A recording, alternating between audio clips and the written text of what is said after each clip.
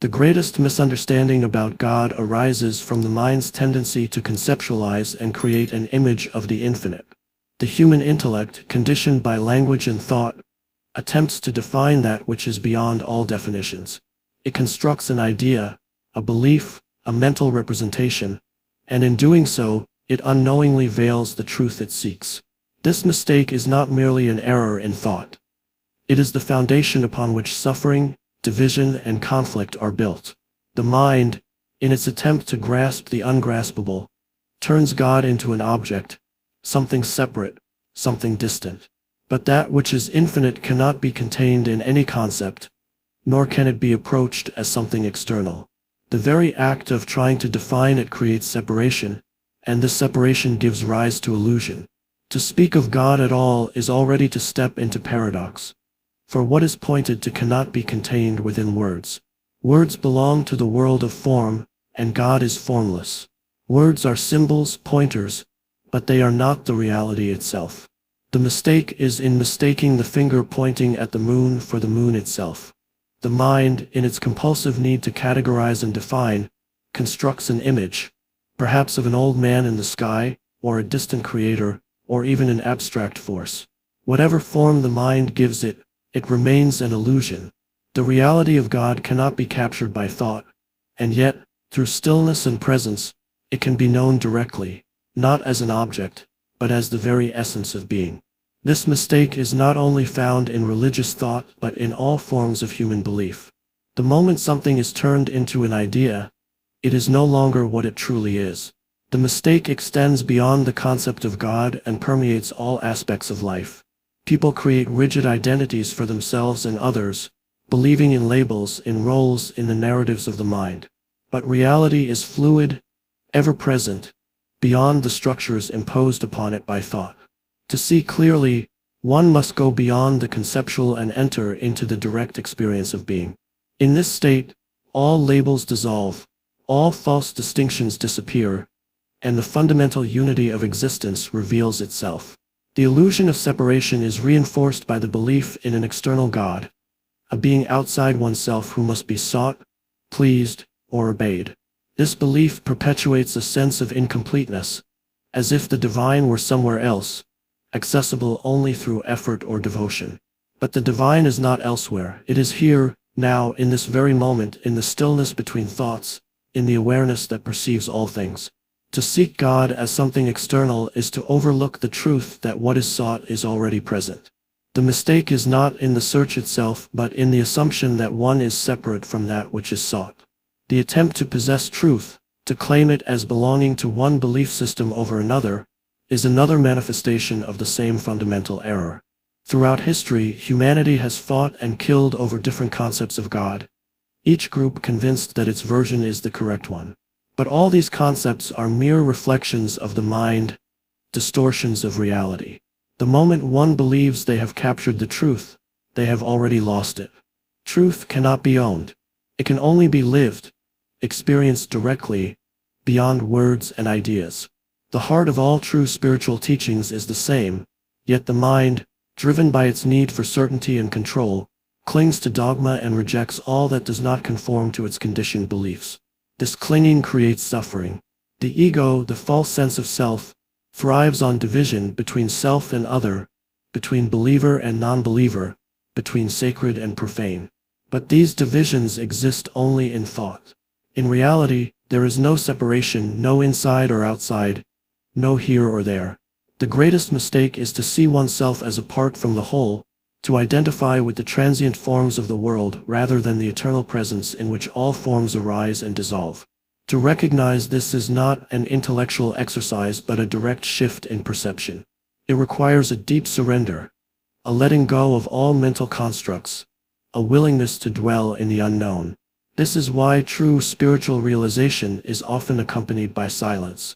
The mind wants answers, explanations, doctrines to hold on to, but the truth is found in the absence of all conceptualization. In stillness, in presence, the reality of God is self-evident, not as a thought, not as an image, but as the very essence of awareness itself. When this is seen, the distinction between sacred and ordinary disappears. Every moment, every action, Every breath is infused with the same presence. The divine is not something separate from life but the very fabric of existence. The belief that one must attain something, become something, or reach some distant state in order to know God is part of the same fundamental mistake. There is nothing to attain because nothing has ever been lost. The mistake is in not seeing what is already here. The world, as it appears to most, is a projection of the conditioned mind, a world of conflict, lack, and endless seeking. But this is not reality. It is only a reflection of a mistaken perception. When the mind quiets, when the need to define and grasp dissolves, what remains is peace, a peace that surpasses all understanding. This peace is not something acquired. It is what has always been, obscured only by the veil of thought. To live from this realization is to be free, not in some distant future, not after years of effort, but now, in this moment. It is not an attainment but a recognition, an awakening from the dream of separation. The greatest mistake about God is the belief that God is other than what you are. The greatest mistake is in looking outside for what is already within.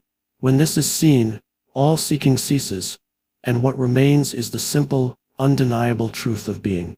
There is a pervasive misunderstanding, a deeply ingrained illusion passed down through generations, shaping human thought and conditioning perception. It exists in the whispered words of tradition, in the solemn voices of religious authority, in the unspoken assumptions of countless minds. It has taken root so deeply that it seems unquestionable, a given, a reality too sacred to challenge.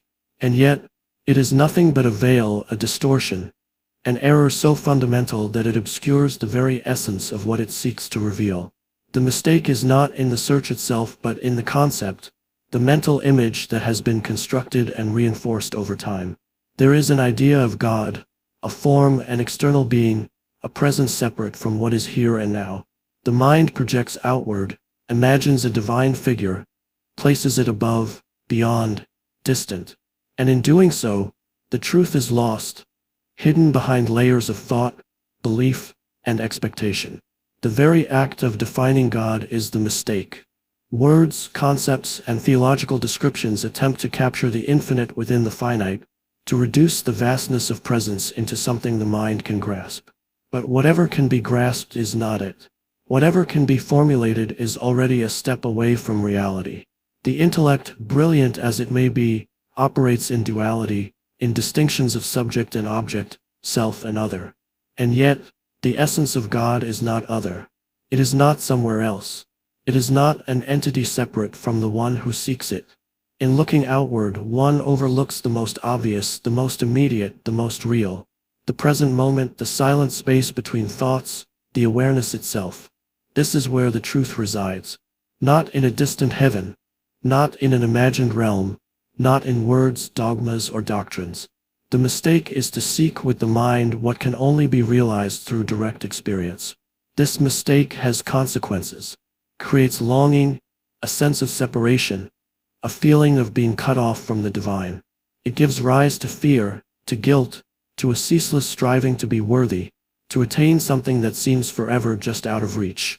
Religions have built themselves upon this sense of separation, offering paths, rituals, and promises to bridge a gap that never existed in the first place.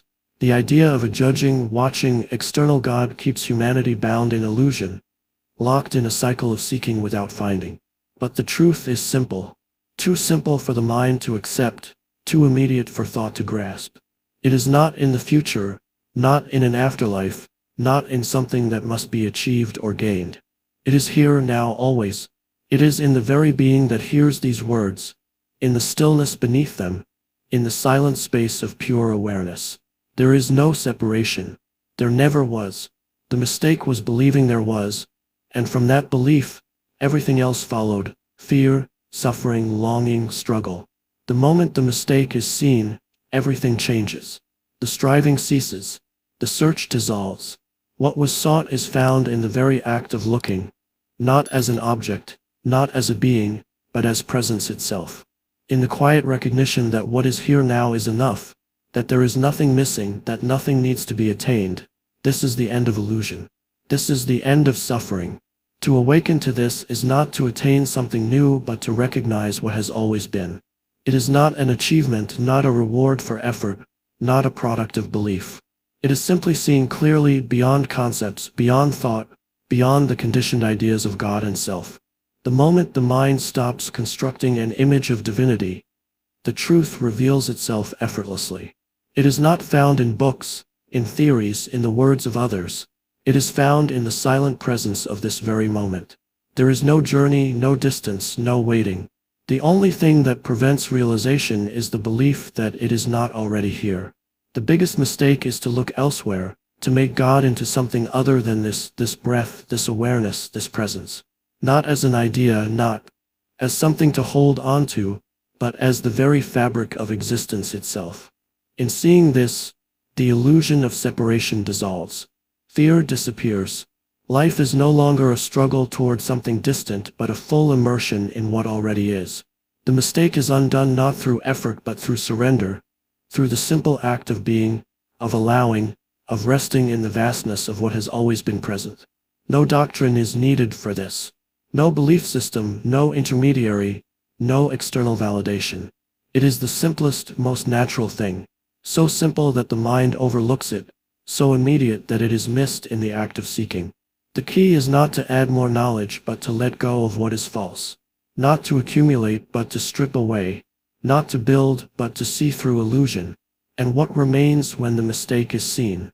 Nothing special, nothing extraordinary, just this.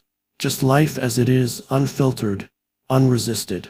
A deep, abiding peace that is not dependent on circumstances.